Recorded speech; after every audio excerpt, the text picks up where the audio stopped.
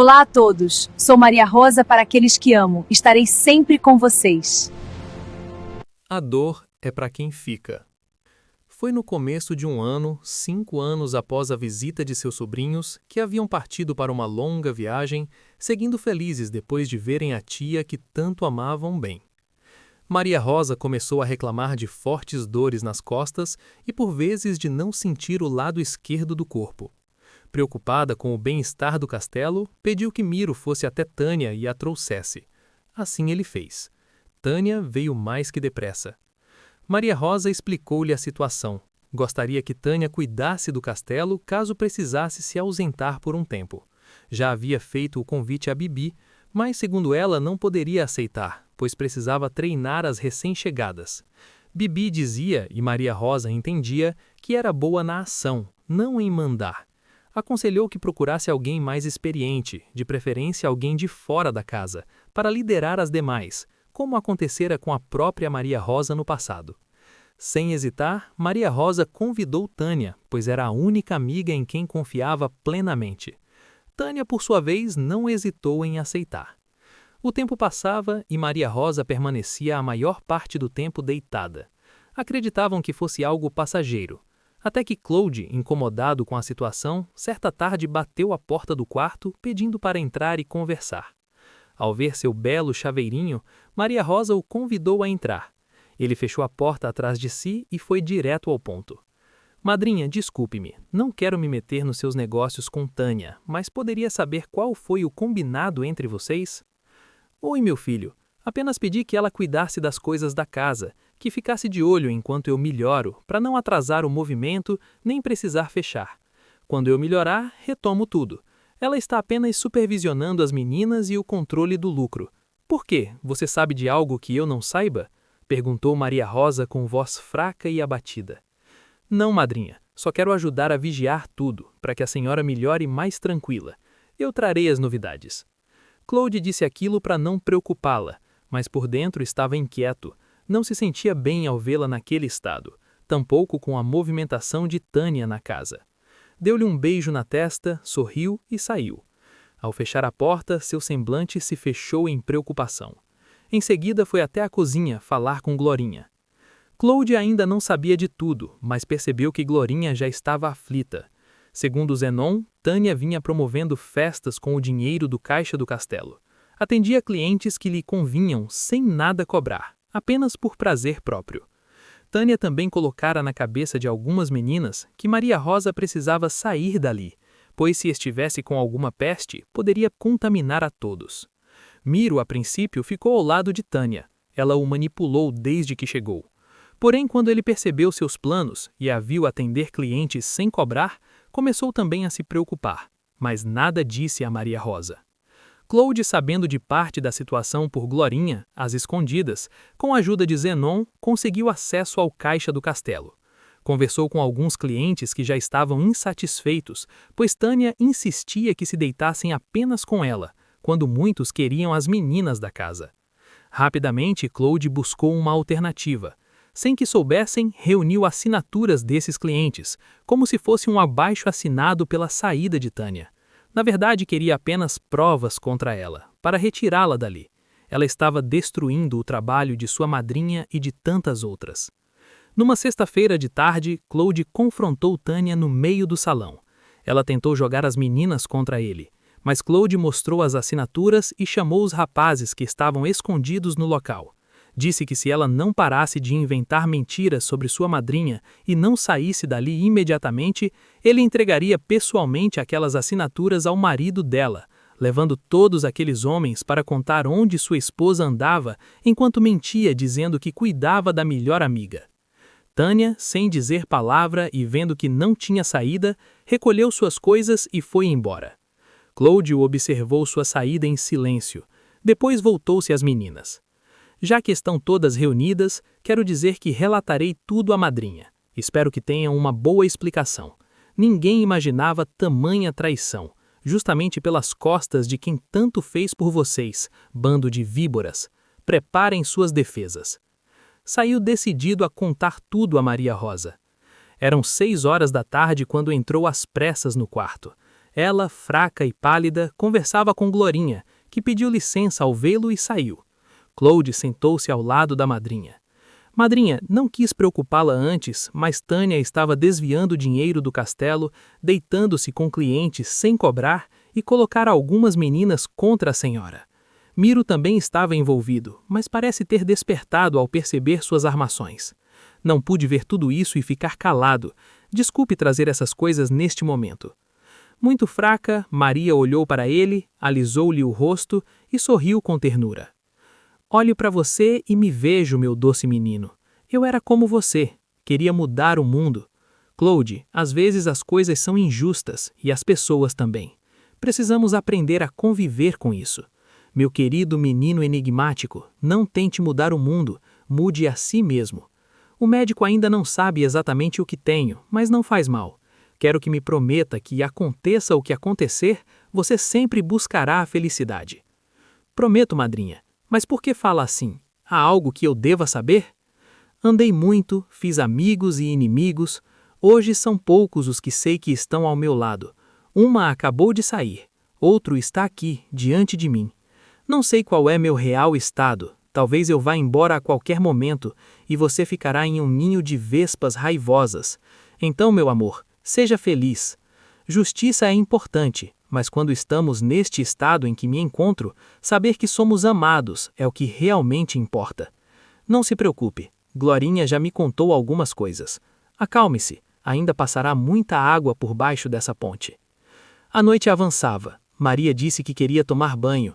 Claude prontamente organizou tudo, o banho, a roupa, depois ajudou Glorinha a preparar uma sopa e voltou a conversar com a madrinha enquanto ela comia. Esperavam Ranulfo chegar. Ele estivera mais cedo, mas precisou ir à fazenda, prometendo que retornaria à noite para cuidar dela e dormir ao seu lado. Às 21h30, Maria Rosa suspirou fundo e disse em tom mais alto: Ai, meu Deus! Claude, que estava sentado junto à cabeceira, alisando-lhe os cabelos, respondeu prontamente: O que foi, madrinha? Está se sentindo mal? Quer alguma coisa? Sim, Claude, por favor, pegue um pouco de água para mim. Fora do corpo. Era uma sensação muito estranha. De repente, senti-me leve. Meu pensamento oscilava. Parecia que estava dentro de uma enorme bolha de sabão. Às vezes ela subia e, em fração de segundos, descia novamente. Permaneci nesse estado por um tempo que não sei medir, meio zonza. Meu ouvido abafava e logo em seguida se abria outra vez. Um zumbido fino cortava meus pensamentos. Em meio a toda essa divagação que passou a residir em meu ser, ouvi uma voz feminina, grave, nervosa, por vezes agoniada. Mas o que realmente me assustou foi quando ela disse meu nome. Então, Maria Rosa, quer dizer que foi lançada a nós? Ficaram felizes com sua presença. Desculpe-me, mas quem é você? Que lugar é esse? Como sabe meu nome? Não te preocupes mais com onde, quando ou porquê. Aqui você terá tempo para refletir. Logo saberá o que precisa. O que precisa. Uma gargalhada ecoou. Novamente me senti tonta, mais uma vez leve, e de repente a forte dor em minhas costas voltou, junto com um cansaço profundo. Uma neblina densa tomou conta de tudo. Era como um looping. Eu estava tão inconstante que, se me perguntassem meu próprio nome, talvez titubeasse antes de responder. A voz que arrepiava minha espinha aproximou-se outra vez. Dessa vez, vi o vulto escuro de uma mulher alta. Ela parecia tremer, ou talvez fosse minha visão embaçada. Então falou: Não te preocupes, novata. Quem sou não mudará nada para ti. Mas o que fizeste, isso sim mudará por completo tua caminhada. Digamos que você fez muito para nos ajudar. Outra gargalhada estridente. Preparei-me para aquela sensação desagradável de deslocamento. Meu estômago revirava.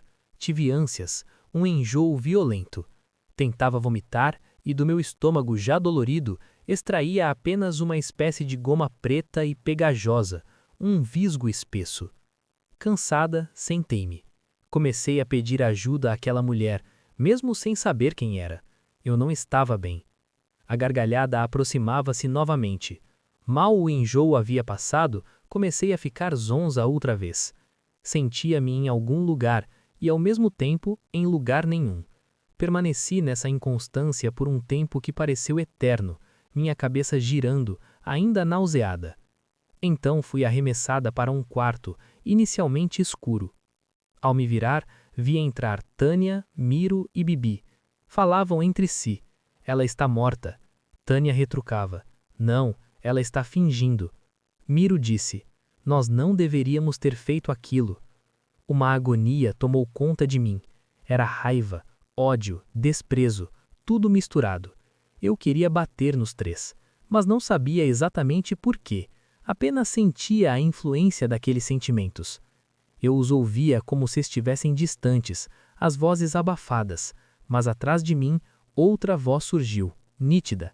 Saiam daqui agora, respeitem o corpo da minha madrinha. Fora, fora daqui, bando de urubus carniceiros. Naquele instante, meu coração se abriu. Senti uma ternura imensa, um calor que tomou meu peito. Fui até o salão, ouvi algumas meninas perguntando como seria dali para frente. Ouvi também alguns fregueses comentarem que eu havia partido e nem sequer haviam me experimentado. Voltei a escutar a discussão entre Bibi, Miro e Tânia. Fui arremessada até a cozinha, onde Glorinha e Zenon choravam abraçados, lamentando o que havia sido dito. Comecei a gritar. O quê? O que falaram? Quem falou? Voltei ao quarto, na esperança de obter respostas. Ao chegar, vi Claude segurando minhas mãos. Quer dizer, as mãos daquele corpo que outrora me servira, mas que até então para mim apenas dormia. Parei para ouvi-lo.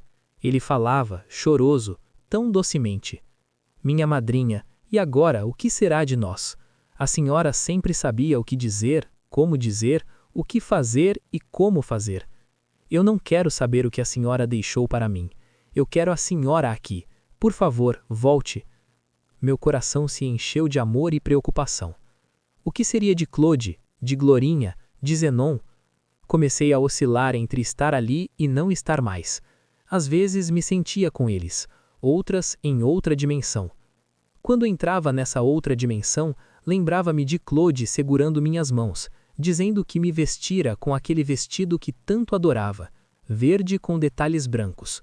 Meus cabelos estavam bem presos e ele havia retirado a palidez do meu corpo físico doente. Por um tempo permaneci ali, apenas o observando. No meu velório vi pessoas que nunca tinha visto antes. Algumas me olhavam como se realmente me enxergassem. Perto de Claude, Glorinha e Zenon, me sentia bem. Já dos demais vinham sentimentos diversos, como se atravessasse uma sessão aleatória de emoções. Então ouvi uma voz. Maria, vamos, é chegada a hora. Você precisa ir agora. Espere, espere, eu quero ficar, mas preciso saber mais. Mais uma vez a tontura veio, já não conseguia permanecer em lugar nenhum. O mal-estar tomou conta de mim, novamente. Vi-me envolta por uma cápsula prateada que retirou todo o meu desconforto. No entanto, não conseguia me mover. Senti apenas que estava sendo arremessada outra vez para algum lugar desconhecido. Quando me dei conta, estava em uma imensa sala. O chão estava coberto por uma neblina semelhante à anterior, mas bem rasteira. Comecei a caminhar. Não sabia para onde, nem porquê. Apenas seguia. Quanto mais andava, mais estrada surgia diante de mim. As estátuas nas laterais pareciam crescer à medida que eu avançava. Então ouvi atrás de mim. Calma, Maria. Siga-me. Você não está louca nem perdida. Esta é apenas a entrada do castelo. Foi então que me dei conta. Eu realmente estava em um castelo, mas não era o meu. Aquele era muito antigo, imenso. Ao atravessar uma enorme porta, deparei-me com um vasto pátio. Grandes pilastras erguiam-se ao centro, formando algo como um salão redondo e colossal. Havia muitas salas ao redor e inúmeras mulheres. Algumas estavam nas salas, atrás de grades. Outras caminhavam com grandes jarras que pareciam transportar água. Algumas limpavam o chão do castelo, envolto por aquela neblina rasteira onde nada se via além dela mesma. Perguntei-me como conseguiam limpar com tanta névoa. Antes mesmo de concluir meu raciocínio, a mulher que me conduzia falou, como se lesse meus pensamentos. Simples, Maria. Limpam porque essa é a obrigação delas. Ao dizer isso, ela parou diante de uma grande porta de cor estranha. Eu não tinha noção exata de sua altura enquanto caminhávamos, mas ao parar percebi. Era muito alta, extremamente magra. Vestia um corpete vermelho vinho e uma saia longa que se arrastava pelo chão. Sua cintura era finíssima. Os longos cabelos cacheados estavam presos no alto da cabeça, formando algo como uma coroa sobre a testa. Do alto, os fios desciam em um rabo de cavalo espesso, que ultrapassava a cintura, quase alcançando o meio da saia. Quando olhei em seus olhos, meu corpo estremeceu. Eram vermelhos e pareciam dançar. A pupila, a íris e a esclera variavam em tons intensos de vermelho, por vezes quase alaranjados. Perguntei-me como ela soubera o que eu pensava sobre aquelas mulheres. Maria Rosa, chegamos. Aqui é sua sala. E a propósito, sei tudo o que pensas. Agora entre. Parei e olhei para dentro. Havia algumas moças sentadas, espalhadas. À frente delas, um pouco acima, estavam 3 mulheres. De longe, pareciam mais belas. Usavam longas saias que mudavam de tonalidade conforme se moviam. Uma falava. Tentei entender o que dizia. Reconhecia a linguagem, mas não conseguia extrair sentido algum. A outra fazia gestos. Acompanhei-os com os olhos, tentando compreender algo. Inútil. A terceira desenhava figuras, muitas figuras, mas também não me eram familiares. Voltei-me para a mulher que me trouxera até ali para perguntar algo, mas ela já não estava mais ao meu lado. Fora apenas uma fração de segundo e havia desaparecido. Entrei na sala. À primeira vista parecia pequena, mas era ampla. As moças estavam profundamente concentradas. Procurei um lugar discreto e sentei-me, tentando observar sem ser notada. Esforcei-me para prestar atenção nas 3 mulheres à frente, mas nada compreendia. Foi então que ouvi ao meu lado. Olá, concentre-se apenas em uma. Foi assim que fiz. Comigo deu certo. Muito obrigada. Tentarei assim. A propósito, me chamo Maria. Isso, sim, eu sei. Sabe? Mas como sabe meu nome? Simples. Está vendo todas essas à sua frente? Todas são Marias. Antes que eu pudesse fazer outra pergunta, tentando entender o motivo de tantas Marias, ouvi uma voz vinda da direção das 3 mulheres. Seja bem-vinda, Maria. A partir de agora, qualquer dúvida que tiver, dirija-se a mim, tudo bem? Eu não consegui identificar qual delas falava. Sim, senhora. Desculpe, não quis atrapalhar. Aqui, Maria, você aprenderá tudo o que precisa. Novamente a mesma voz, e mais uma vez não consegui distinguir qual das 3 a emitia. Começaram a fazer-me perguntas vindas daquela direção, perguntas para as quais eu não sabia as respostas. Não compreendia por que aquilo acontecia, mas acontecia. Esforcei-me para entender qualquer coisa, mas era inútil. Em determinado momento, percebi que chorava. Lembrei-me de Claude, de Glorinha, de Zenon, até de Miro senti saudade. Por que não estavam ali? Por que me abandonaram? Então me dei conta. Se eles não estavam ali, e eu me vira deitada enquanto Claude chorava, alisando minhas mãos, e as pessoas discutiam se eu havia morrido? Espere, estou morta? Mas como se ainda estou viva? Onde estou? A revolta tomou conta de mim. Levantei-me e comecei a questionar tudo em voz alta. Vi e ouvi as moças rirem de mim. A tontura voltou com força. Quando me dei conta, estavam novamente fazendo as mesmas perguntas, aquelas para as quais eu ainda não tinha respostas. Questionei outra vez, lembrei-me de tudo, levantei-me e reclamei. A tontura retornou. Percebi então que já havia feito aquilo antes.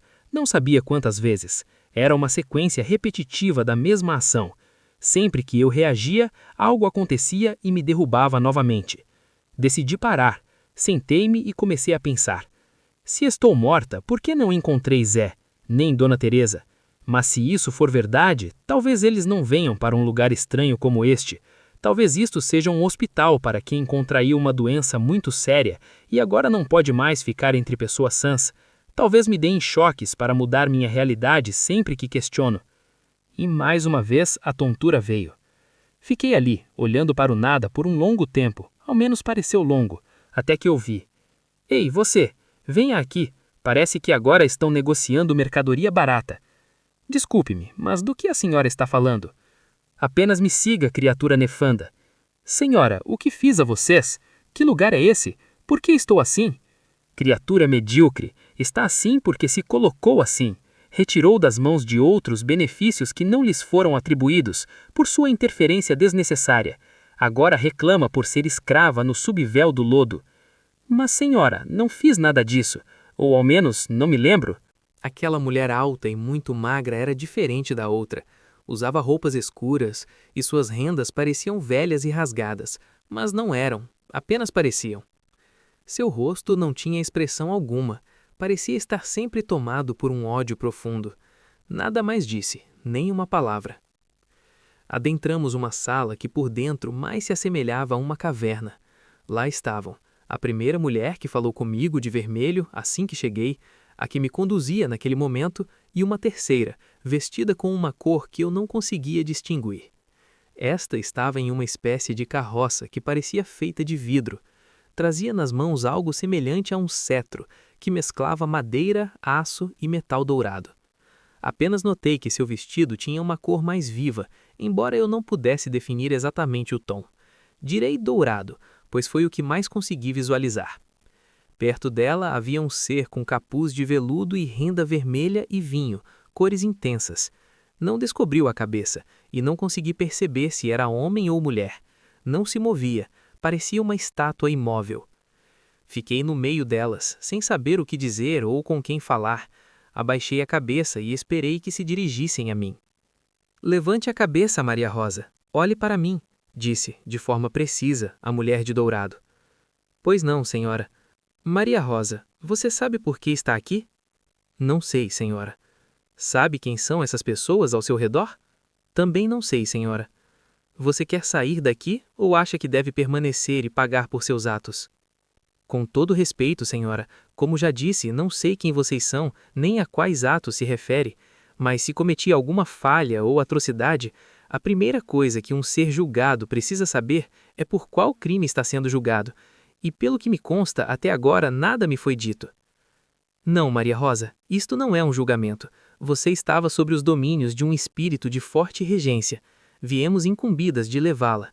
Para isso foi feito um trato lá em cima, no castelo dele. Por acaso o nome Lorenzo lhe é familiar? Você se lembra de Lorenzo? Lembro, sim, senhora. Na mesma hora, ouvi a mulher alta de preto murmurar, nefanda. Salve seu poder, disse a dourada. Salve o seu poder, senhora, respondeu a de escuro. Nesse momento, vi a mulher de preto dar alguns passos para trás, entrando nas sombras. A de dourado a fitava fixamente, até que ela se manteve oculta. Então voltou-se novamente para mim. Como eu dizia, você irá resgatá-lo e trazê-lo para este reino, pois ele pertence ao Senhor daqui. Fazendo isso, estará livre. Se não conseguir, voltará para cá. Entendeu, Maria Rosa? Sim, senhora. Mas Lorenzo está morto, certo? Como irei encontrá-lo? Maria Rosa, você também não está mais entre os encarnados. Você vive, porém não mais no plano físico. Enviarei com você meu serviçal. Ele a levará exatamente onde Lorenzo está. Como irá trazê-lo de onde se encontra, isso já é tarefa única e exclusiva sua. Quando o trouxer de volta, contarei o restante do que precisa saber.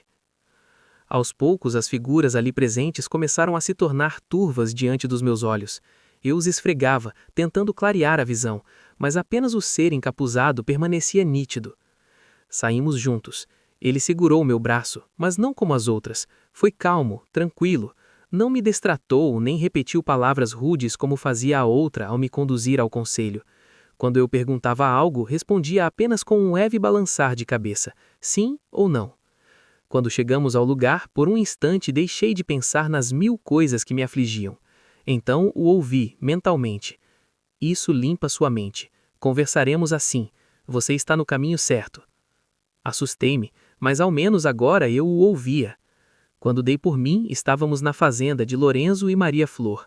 Aquilo bagunçou novamente meus pensamentos. Parei, pois já não conseguia ouvi-lo. 1000 perguntas me assaltaram.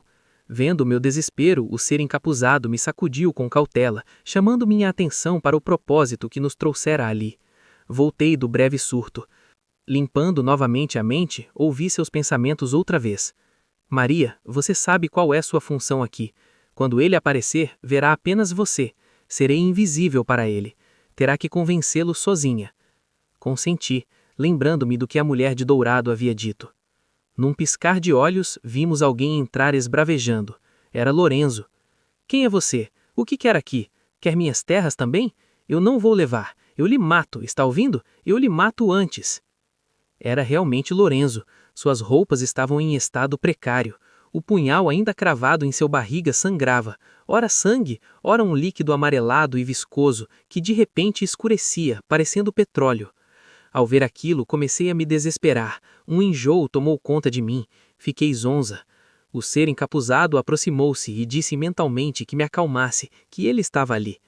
Concentrei-me. Ao me recompor, falei: Não, Lorenzo, não quero suas terras. Elas já não me interessam. Para que as desejaria, se nem viva estou? Então enlouqueci. Estou vendo um fantasma bem aqui, na minha frente, dentro da minha casa.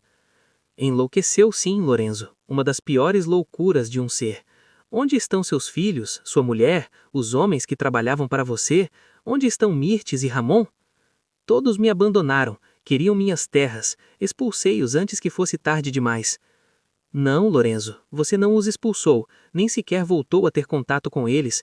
Sabe por quê? Porque estão vivos, por isso não os vê nem os sente. Vivos? Você é quem está louca. Quer dizer que eu estou morto? Sim, Lorenzo, você está morto. Sabe que dia é hoje? Como chegou aqui? Por que não recebe visitas? Você prefere acreditar que querem roubá-lo.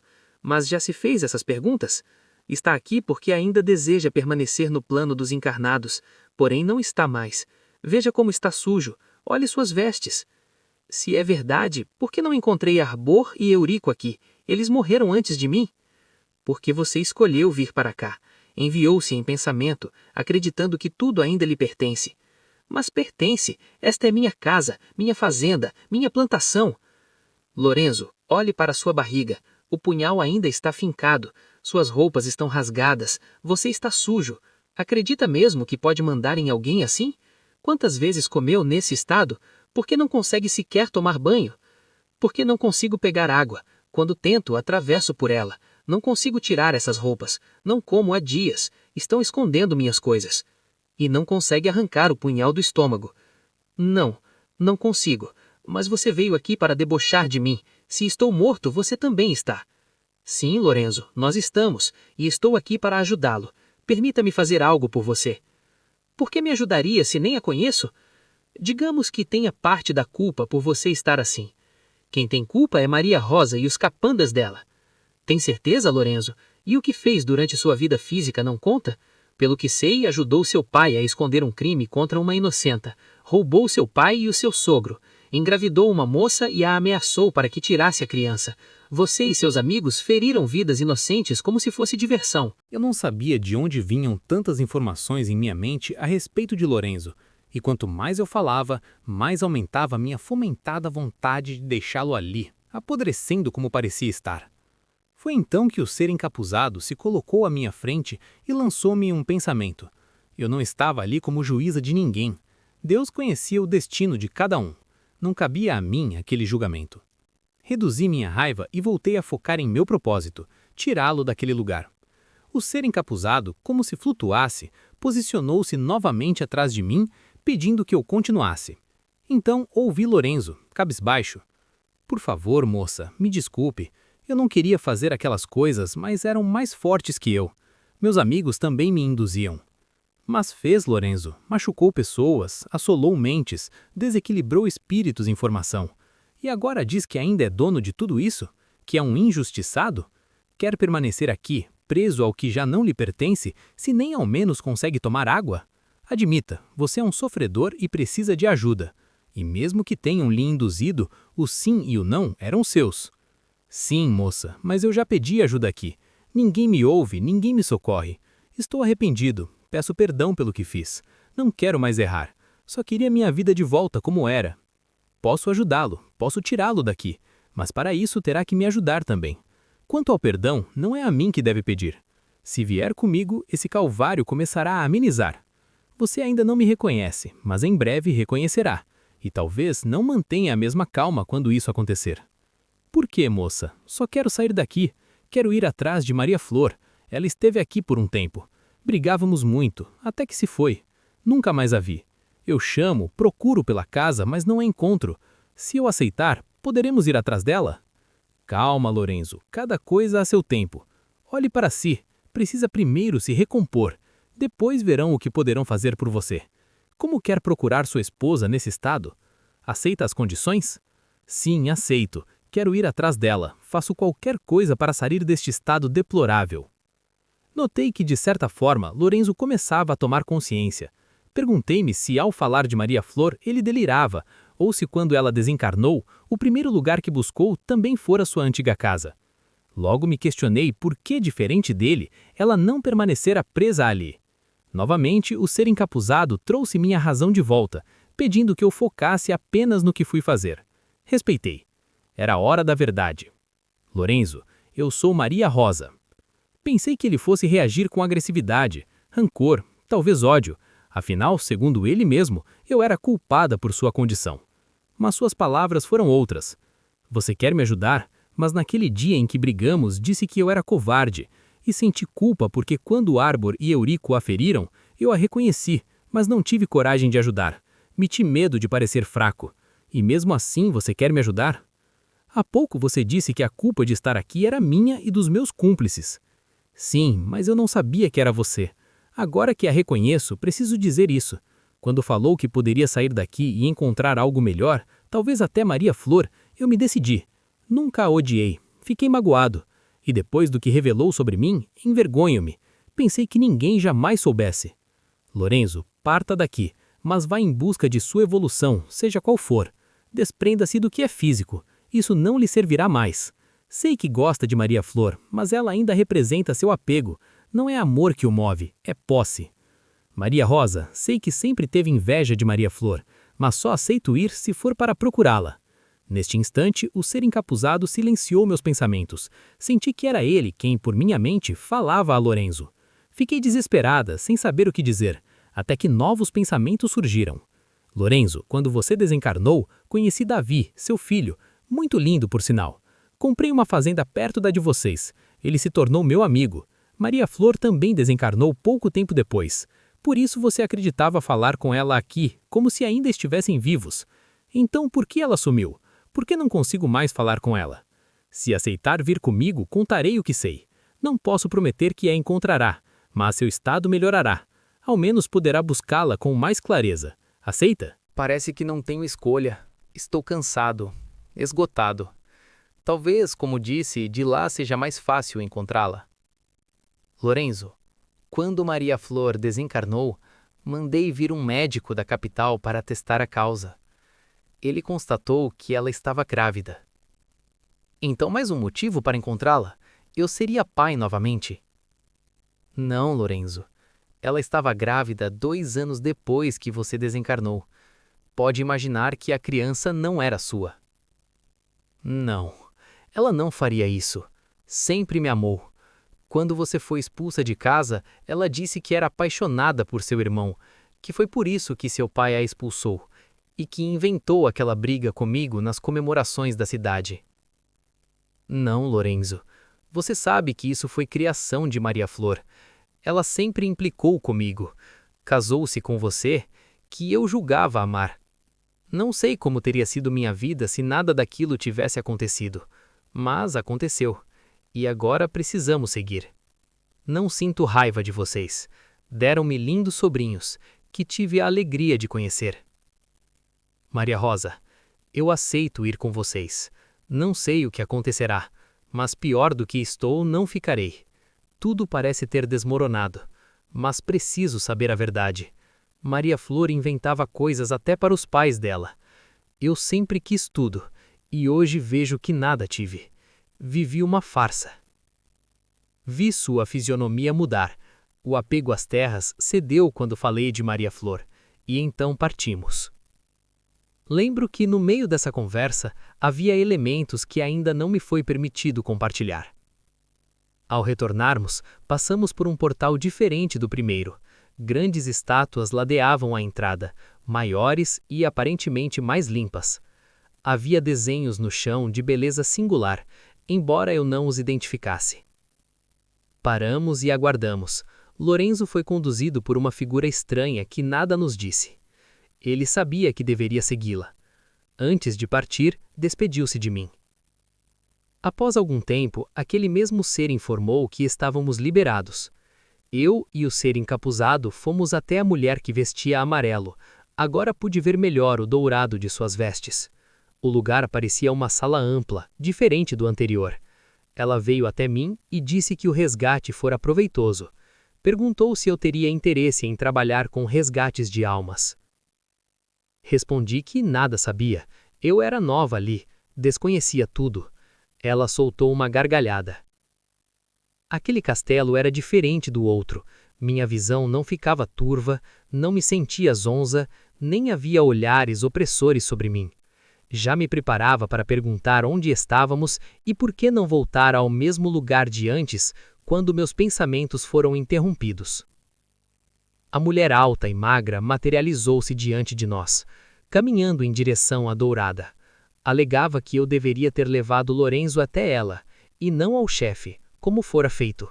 Disse que eu lhe pertencia e deveria voltar. A mulher de dourado colocou-se entre nós. Senti temor, mas ela ergueu o cetro e declarou: Salve seu poder, irmã. Acha mesmo correto vir a meus domínios cobrar algo que sabe ter sido cumprido conforme as regras? Meu serviçal acompanhou Maria Rosa. Nada saiu do controle, nenhuma regra foi quebrada. Seu chefe, como insiste em chamá-lo, aceitou a entrega de bom grado. Acha realmente que ainda lhe devemos algo, irmã? Notei que aquela mulher de aparência quase cadavérica ainda tentou argumentar para que eu a seguisse. Nesse momento, a que permanecia entre nós duas com certa ira contida, voltou-se para mim. Maria Rosa, você não é novata aqui.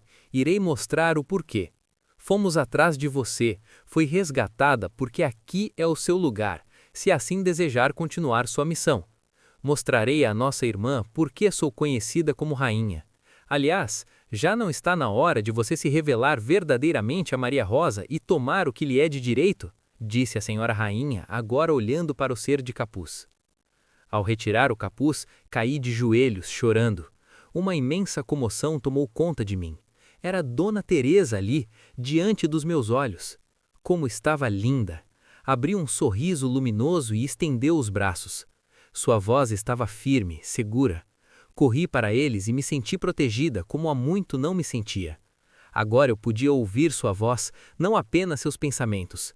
Chamava-me de minha criança. Ainda abraçada a mim, Dona Teresa Évora voltou-se para a mulher alta, que agora nos observava assustada, talvez impressionada com o que via. Então disse: Salve seu poder, irmã! Como afirmou nossa irmã rainha, o que foi tratado foi cumprido. Lamento informar, mas daqui minha filha não sairá, a não ser que seja de sua vontade. Do contrário, nada lhe pertence aqui por direito. Ao dizer isso, apertou-me ainda mais em seus braços. Senti que não estava diante de um simples espírito, era verdadeiramente minha mãe. A mulher alta simplesmente desapareceu em uma fumaça escura. Évora beijou minha cabeça, sorrindo e chamando-me de filha. Então a rainha tornou a nos dirigir a palavra. Maria, nesta dimensão trabalhamos com resgates, vários tipos. Sua evolução dependerá unicamente de você. Há espíritos que precisam voltar para casa, outros necessitam de orientação para retornar ao plano físico em nova roupagem. Caberá a nós orientá-los, sem interferir em suas missões. Hoje você reassume seu posto.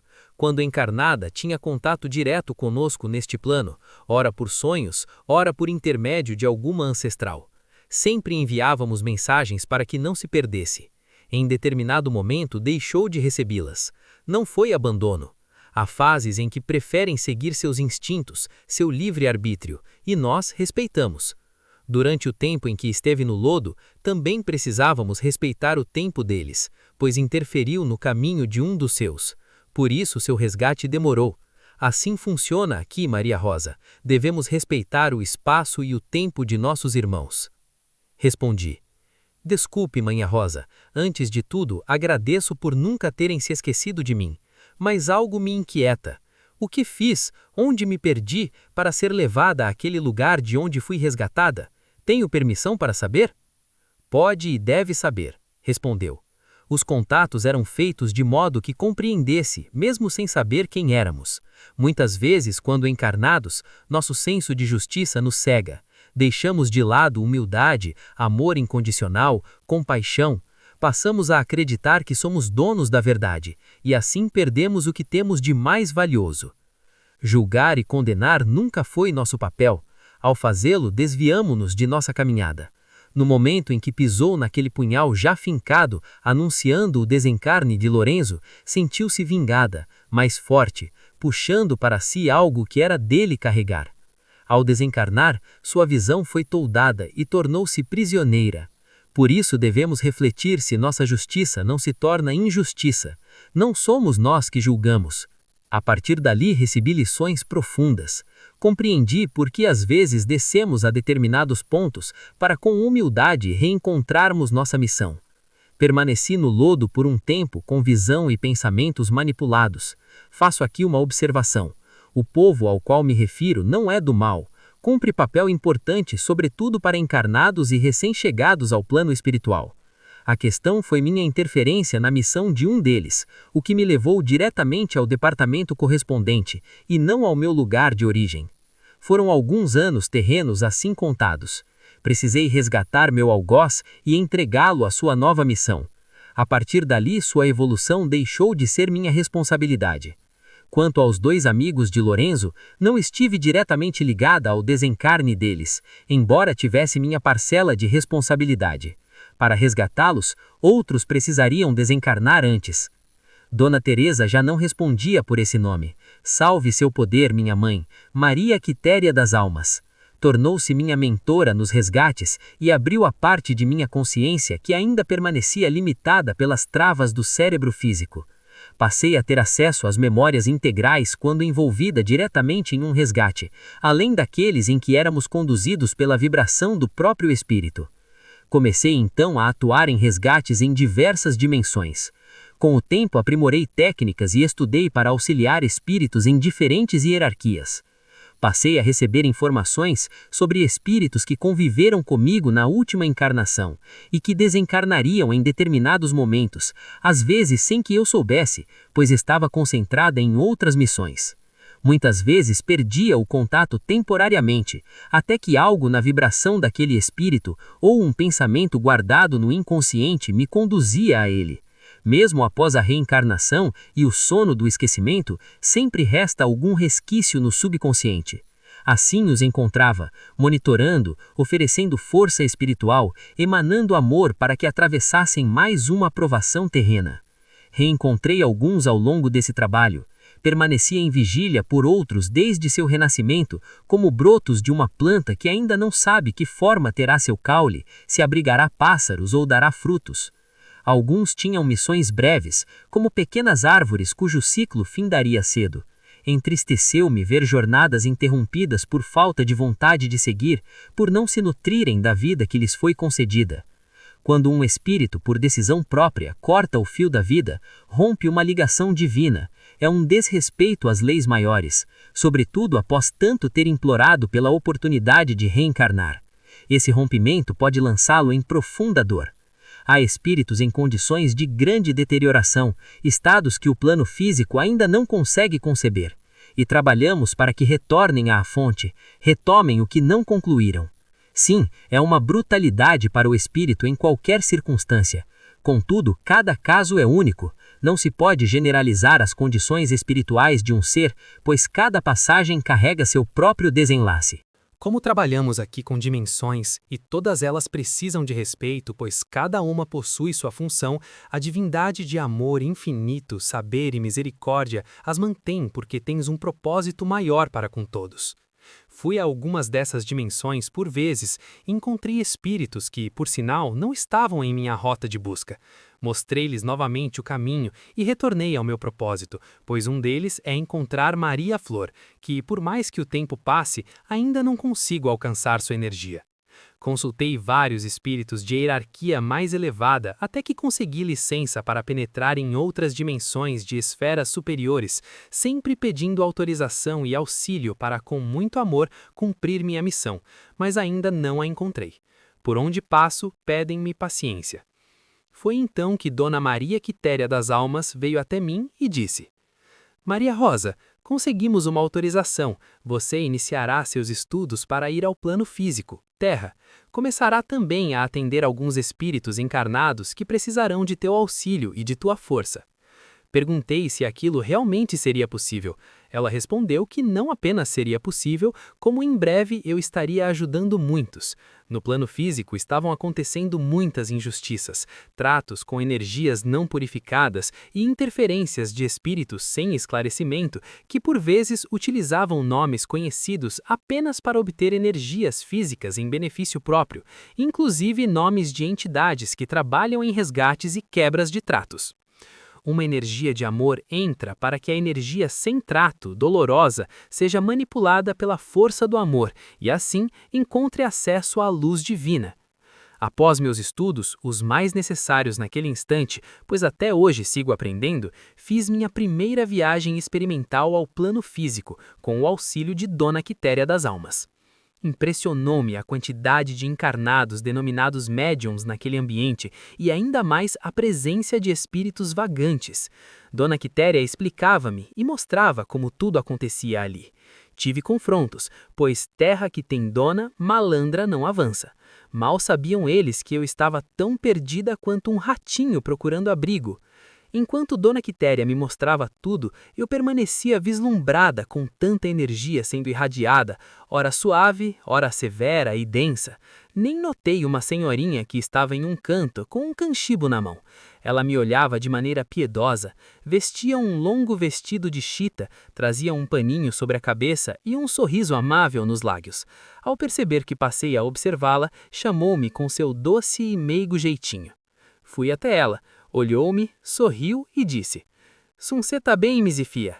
Meio sem jeito, respondi que sim, e perguntei pela senhora. Vou indo muito bem, Misifia. Zifia não lembra de nega véia, né? Pois nega véia tinha outras e forma, minha rosa, mas Zifia comeu muito bolo com nega véia. Meu Deus, só então minhas lembranças se aproximaram de mim. Eu estava falando com Dona Santa. Ajoelhei-me aos seus pés e comecei a chorar. Ela passou a mão em minha cabeça, falando numa forma de linguagem que não era usada com os encarnados, pedindo que eu me acalmasse, pois agora iríamos sempre nos ver ali. Havia tanto amor vindo dela que eu não conseguia conter a emoção. Depois de alguns minutos ali, Dona Quitéria, que de longe me observava e sorria, aguardava-me. Não notei a chegada de um senhorzinho. Ele sentou-se ao lado de Dona Santa e, olhando em meus olhos, disse estar muito feliz por eu estar ali, pois eu havia encontrado o caminho para ajudar os necessitados de minha subserviência e agora me elevava à caridade de coração puro. Fiquei um tempo até que por trás daquele senhor, naquela roupagem que eu julgava não reconhecer, consegui vê-lo. Era seu Joaquim. Minha emoção intensificou-se, os sentimentos transbordavam. Tudo o que eu pensava, eles respondiam. Que alegria estar entre amigos do coração. Ali, à minha frente, estavam pai Joaquim e vovó Catarina, trabalhando juntos. Emocionei-me tanto que pude sentir todo aquele amor de mãe e pai, de avô e avó. Eu estava imensamente feliz, até mesmo para seguir minha missão. Agora sabia que, ao visitar meus amigos, poderia sentir um pouco mais de seu abundante amor. Tenho ajuda de todos os lados. Saímos daquele dia de trabalho espiritual no plano físico e eu me sentia tão bem, tão feliz. Contei a Dona Quitéria das Almas sobre minha passagem na Terra com aqueles dois espíritos maravilhosos. Não sabia onde estavam, mas agora estava feliz por tê-los visto e por saber o quão bem estavam, abundantes em energias benevolentes. A partir daquele dia, passei a acompanhar Dona Quitéria também nos trabalhos no plano físico. Comecei a atender alguns pacientes, sempre sob sua inspeção, até me acostumar com todos os trabalhos. Passei a resgatar mais espíritos, conduzindo-os a seus setores, postos de trabalho, atuação ou comando, entre outros acontecimentos que acredito ainda não ser hora nem lugar propício para relatar. Em uma dessas passagens, por aquele mesmo local de trabalho físico, assim que eu e Dona Quitéria chegamos, notei num canto uma mulher a chorar. Não sei porquê, mas algo nela despertou em mim uma grande agonia. Era uma irmã muito linda, por sinal. Do outro lado, através do pensamento, chamou minha atenção. Ao olhar em sua direção, disse que havia tentado ajudar aquela mulher, porém a energia não era rastreável por ela, mas havia notado algo em mim que irradiava a mesma vibração, ou uma energia que poderia ajudá-la. Perguntou então se eu estaria disposta a auxiliar. Dona Quitéria, percebendo, aproximou-se e disse: "Salve seu poder, irmã Maria Padilha." Olhei-a com mais admiração. Em fração de segundos, ela estava ao nosso lado. Dona Quitéria perguntou-me se eu queria ou não ir naquela missão. Olhei novamente para a mulher e, ao sentir mais uma vez seu desespero, respondi com precisão: sim. Dona Maria Padilha sorriu, e em seu sorriso havia a serenidade de quem conhece os caminhos invisíveis. Disse que estaria ali, aguardando-nos. Eu e Dona Quitéria nos aproximamos da mulher chorosa. Seu pranto era como chuva fina insistindo sobre a terra seca do peito. Ao me aproximar, Dona Quitéria pediu que eu colocasse as mãos sobre a cabeça dela. Assim o fiz, e como sopro lançado ao vento, fomos arremessadas a uma área do Vale dos Suicidas. Ali, as sombras se moviam densas, como se respirassem. Havia um peso no ar, um murmúrio antigo de dores não ditas. Olhei para Dona Quitéria. Uma irmã passou por nós, cumprimentou-nos com doçura e, ao me observar melhor, voltou o olhar para uma direção. Quando acompanhei seu gesto, vi, próxima a uma espécie de árvore de cimento, que no plano físico seria um poste de energia, uma garota de 15 ou 16 anos. Chorava assustada, os olhos correndo de um lado a outro como quem busca abrigo em meio à tempestade. Dona Quitéria orientou-me em pensamento que me aproximasse e fizesse o que havia aprendido. Ao chegar mais perto, senti com clareza sua energia, saudades profundas da mãe, dos irmãos, de casa, mas também uma oscilação inquieta. De súbito, ela parava e fitava o vazio, perguntando se ali estava Leonardo, se ele lhe trouxera algo bom. Nesse instante, surgiu um ser cavernoso, denso, dizendo ser ele o tal Leonardo. Vimo-lo sugar-lhe a energia. A garota caiu desfalecida, ou melhor, seu espírito tombou como flor arrancada antes do tempo. Aproximamo-nos. Ela foi se recompondo, tornando a perguntar por Leonardo. O ser novamente se achegou. Então coloquei-me entre os dois. Ao perceber minha presença, ele olhou ao redor, inquieto, questionando quem ali estava.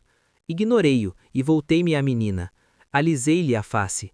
Ela perguntava quem eu era. Pedi que se acalmasse. Naquele instante, liguei-me à senhora Padilha. Enquanto conversava mentalmente com a garota, transmitia tudo a Dona Maria Padilha, que, incorporada em um médium no plano físico, repassava as informações à mãe chorosa. A jovem havia cometido suicídio pelo uso excessivo de substâncias. Leonardo era um suposto namorado que lhe fornecia aquilo que a aprisionava. Ao ser internada pela família e proibida de vê-lo, em desespero, cometera o ato. Disse que tanto o uso quanto o gesto final eram formas de suicídio, um talvez mais consciente, outro envolto em névoas, mas ambos ferindo a própria vida. Trabalhamos juntas, eu e Dona Padilha, até o resgate daquele espírito.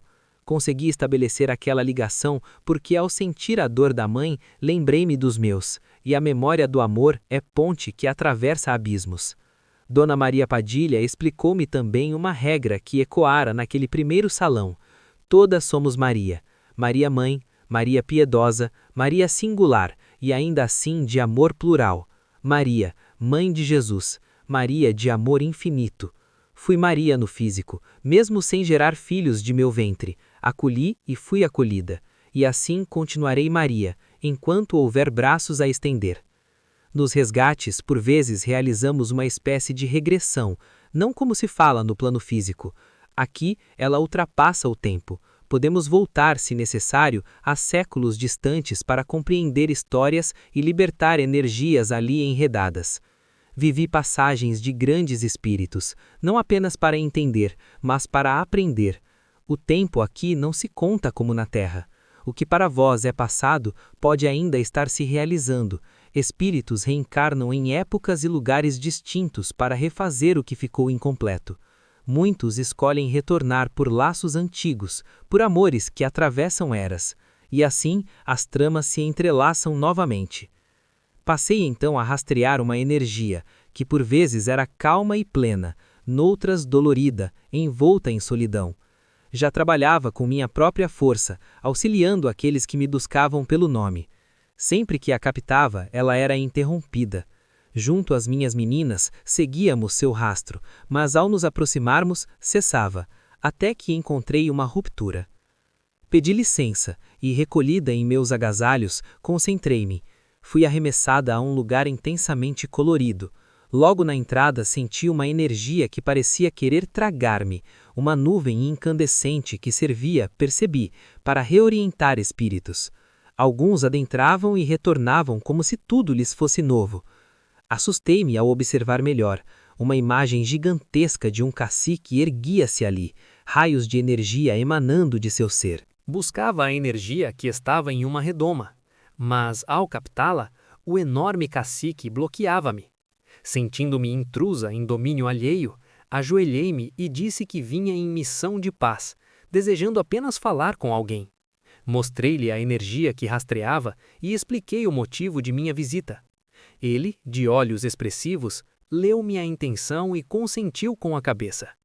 Encantei-me com as penas coloridas de seu cocar, movendo-se como se possuíssem vida própria. Diante de mim, abriu-se um túnel na nuvem, conduzindo-me à energia buscada. Entrei em uma imensa nave, engrenagens giravam como coração mecânico prestes a partir. Espíritos caminhavam ali. O mesmo cacique estava à frente, acenou-me.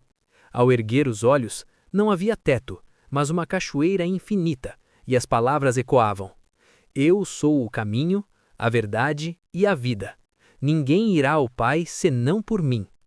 O fluxo de espíritos era intenso, parecia um grande trabalho de libertação. Encontrei, enfim, a energia que me atraíra. Não sabia como iniciar o contato, apenas precisava falar-lhe. Uma senhorinha aproximou-se e disse mentalmente que eu poderia comunicar-me através daquele aparelho, os médiums incorporados ali presentes. Aproximei-me e incorporei. Via de modo turvo uma mulher de longa saia florida. Senti então a energia passar perto e chamei. Meu coração quase não acreditou. Era ele. A essência era a mesma. Havia reencarnado com um novo propósito, que não me cabe revelar. Mas a energia, a energia, era a de meu amado afilhado. Falei-lhe do motivo de minha chegada, agradeci-lhe por tudo o que fizera por mim naquela encarnação. O grande cacique afirmou que todos ali estavam pelo amor incondicional de nosso Senhor Jesus Cristo e que os que buscam evoluir pelo amor são acolhidos nesse mesmo amor. Anos físicos depois, ele pediu licença para narrar minha última encarnação e parte de minha caminhada espiritual. Senti-me honrada. Por meio dessa homenagem, peço aos meus filhos e seguidores dessa doutrina espiritualista, tão cheia de amor e ainda assim tão marcada por preconceitos, que lutem por seus objetivos. Mas lembrem-se, o físico é passagem. Sois faixos de luz atravessando experiências e um dia regressareis às vossas origens. Aos meus amados filhos, deixo minha emanação de amor. Não desistam. Não coloco fim, pois nada termina. Tudo recomeça. A jornada é sempre o início de um novo começo rumo à luz. Recordo que vi Miro, Tânia e Bibi brigarem, Glorinha e Zenon chorarem, enquanto Claude velava meu corpo. Passei por sequestro espiritual, por leilão de minha própria ação impensada. Fui envolta em conflitos mentais criados por seres que vigiam e aguardam brechas. Usaram contra mim imagens e memórias. Por isso digo, vigiai. Após Lorenzo, que foi mais negociação que resgate, cheguei a Miro, que seguiu sua jornada. Resgatei Bibi, hoje em novos estudos. Carmelita e Zenon retornaram ao plano físico. Zé precisou voltar para ajustar laços com aqueles que foram meus pais. Meu maior resgate permanece com Maria Flor. No 7º plano das Legiões dos Guardiões, com auxílio de Dona Quitéria, recebi missão ao lado de 2 senhores de capa preta. Encontramos um espírito em agonia, Ernesto. Um guardião explicou que minha energia seria necessária, pois eu o conhecera, ainda que por fotografia. Mantive o foco. Após esforço, foi conduzido ao 7º plano. Lá, ao retirar o capuz, revelou-se Ranulfo, meu Ranulfo, agora em nova passagem. Passamos a atuar juntos, levando amparo, resgatando, indo ao plano físico quando o amor nos chama. Caro amigo espectador, deixo aqui apenas o que me foi permitido revelar. Muitos desses espíritos estão reencarnados, cumprindo novas missões. Trata-se de outra jornada, outros aprendizados. Cada qual, munido de livre arbítrio, buscará o que melhor lhe corresponder. Permanecei em vigilância, não apenas do mundo, mas de vosso próprio existir. Às vezes é preciso pouco para se prender a algo. Mantende o foco, a fé e o amor que vos conduzem. Nada é eterno no que é matéria. O verdadeiro compromisso continua além. Observações finais. Talvez alguns se questionem sobre certos nomes que atravessaram esta história como estrelas em diferentes noites. Altina, Hélio, Áurea, Margarida, Davi, Dimas, a mãe de Claude, Porto, o Coronel Black, Tércio, Carmelita, mãe de Tércio, e tantos outros que passaram por estas páginas como quem atravessa uma estrada marcada pelo destino. Talvez também surjam perguntas sobre acontecimentos que ficaram suspensos no silêncio do tempo.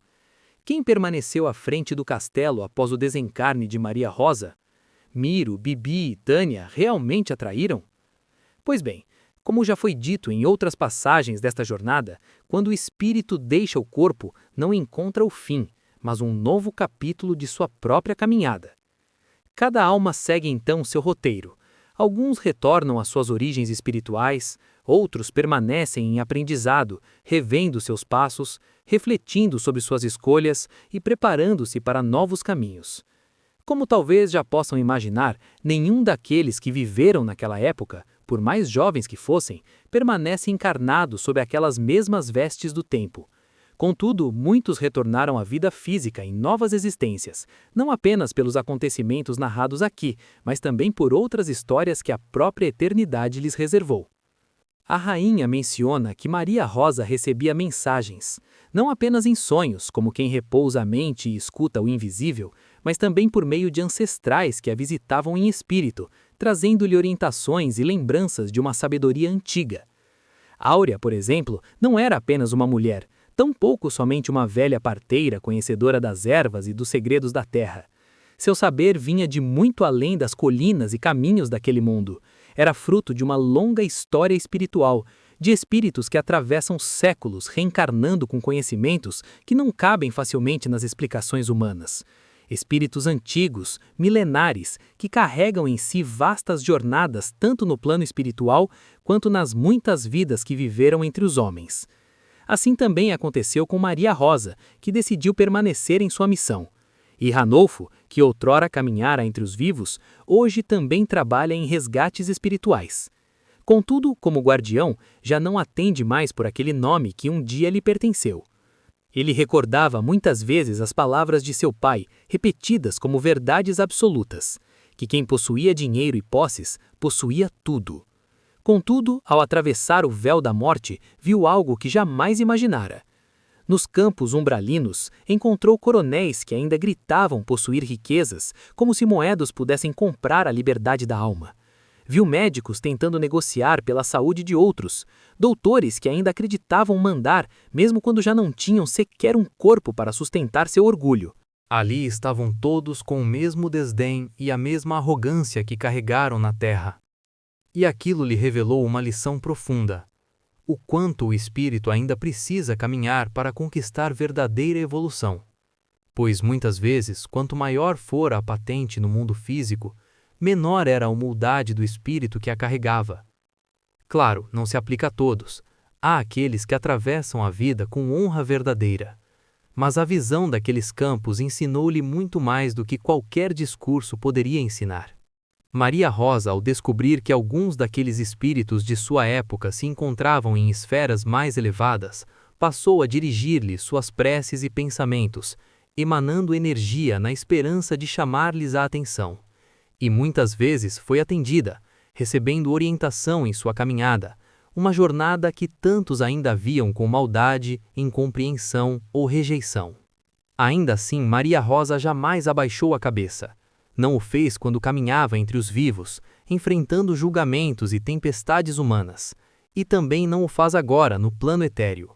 Permanece de cabeça erguida, firme em seu propósito, aguardando aqueles que ainda cumprem suas missões na Terra e que um dia retornarão. E também esperando por aqueles que se encontram em camadas mais densas e dolorosas da existência espiritual, para que possam, quando chegar o momento, ser resgatados e conduzidos novamente ao caminho da luz. Entre os muitos ensinamentos que ela deixou, um se repete como uma verdade simples e eterna. Não importa onde você esteja em sua caminhada, sempre haverá aqueles acima de você e aqueles abaixo, seja em dinheiro, conhecimento, posses ou mesmo no amor que acreditam receber. Mas diante da divindade maior, todos possuem o mesmo valor. Todos merecem ser ouvidos, todos merecem compreender o amor que sustenta a criação. A evolução não pertence a poucos, mas a todos, e acreditar-se superior ao semelhante não torna ninguém maior, nem pela profissão, nem pelo que recebe, nem pelas posses que acumula. Pois tudo aquilo que é físico permanece no físico. E muitas vezes, ao chegar do outro lado da existência, aquele que julgava possuir tanto, descobre com silenciosa surpresa que em verdade possuía muito menos do que aquele a quem tanto julgou. Que estas palavras permaneçam como lembrança, não de julgamento, mas de consciência. Salve a força da divindade maior.